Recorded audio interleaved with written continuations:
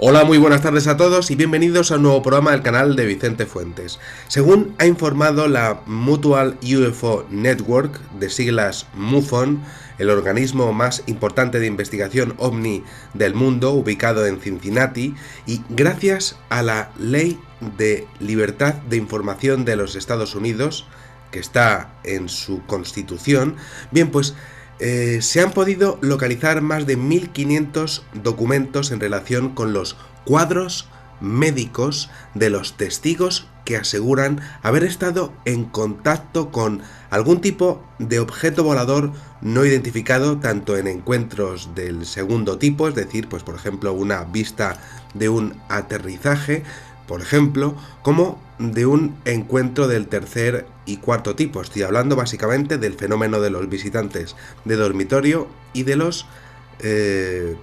tipos de abducciones, y lo cierto es que las conclusiones, sin ninguna duda, son más que significativas.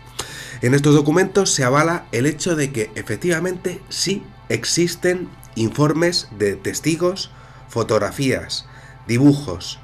y sucesos como el del caso Michalak, por ejemplo, en el incidente de Falcon Lake, en Canadá, en el año 1967, en el que sí se producen enfermedades por radiación electromagnética, quemaduras en la piel y daños cerebrales, siendo así que estos objetos no tendrían intencionalidad de dañar a los testigos, pero el acercamiento extremo a sus sistemas de propulsión y movimiento pues sí serían dañinos para el cuerpo humano. El informe describe 42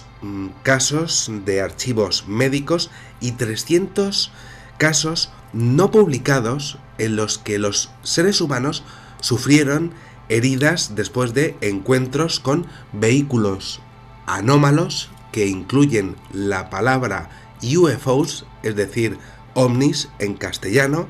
y el conjunto de informes pues describe textualmente presuntas lesiones a observadores humanos por sistemas aeroespaciales avanzados anónimos, algunos de los cuales pueden ser una amenaza a los intereses de los Estados Unidos de América. Uno de los archivos destacados de la colección es un informe titulado Efectos de campos agudos y subagudos anómalos en tejidos humanos y biológicos, con fecha de marzo del año 2010. Y más inquietante es que muchos de los documentos detallan pesadillas extremas, experiencias de telepatía percibidas, teletransportación, percepciones de levitación, daños en los sistemas nerviosos centrales a seres humanos e incluso embarazos de testigos femeninos después de encontrarse con un ovni, o con momentos de parálisis en donde seres ajenos a la Tierra y, según sus propios testimonios, llegan a secuestrarlas con propósitos de hibridación, ya que los embarazos empiezan pero desaparecen a lo largo de los meses en posteriores abducciones. Algo realmente tremendo. Ante la gravedad de la situación, el director ejecutivo del MUFON, David McDonald,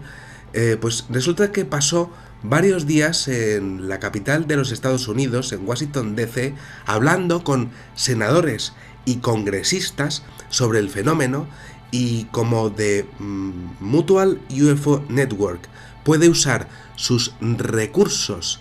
a nivel de comparaciones y contabilización de casos entre 1873 hasta 1994,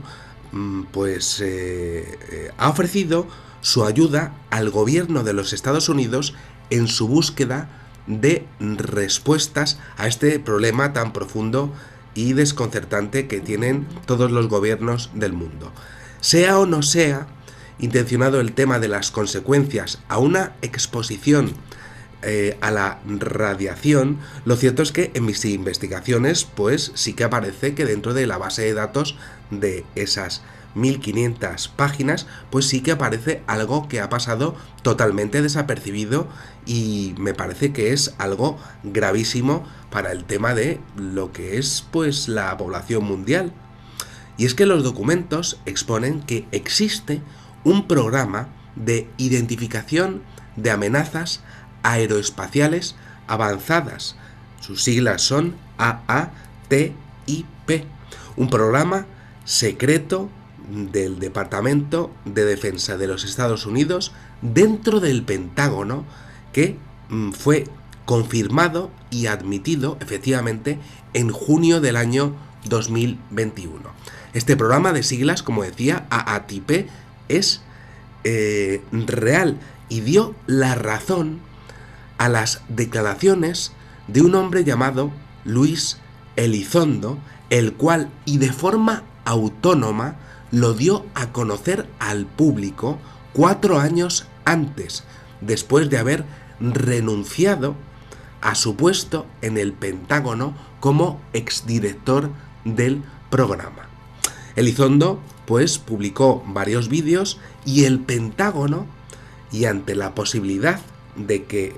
se le descontrolara el tema OVNI ya totalmente, si es que no lo está ya, pues vídeos que se hicieron virales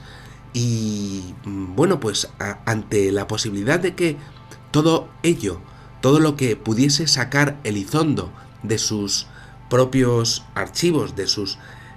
investigaciones del Pentágono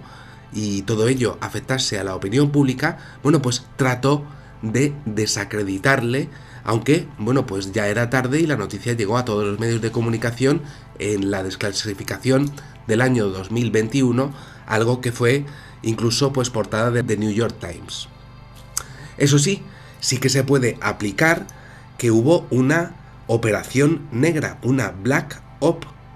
tras ello, la falta de seguimiento de esta noticia en todos y cada uno de los medios de comunicación de todos los gobiernos del mundo en todos los países. Estoy hablando de una advertencia, ni una filtración más, como la de Elizondo del año 2017, y ni una desclasificación más como la de 2021. Estamos hablando de un cuidado extremo con el tema de la ley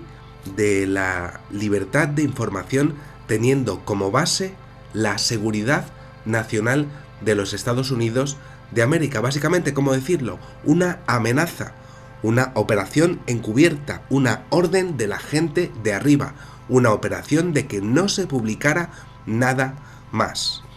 Una censura absoluta. Y eso, pues, como hemos comprobado, sí que ha funcionado porque no ha habido un seguimiento de la noticia de aquellos vídeos del año 2021. No.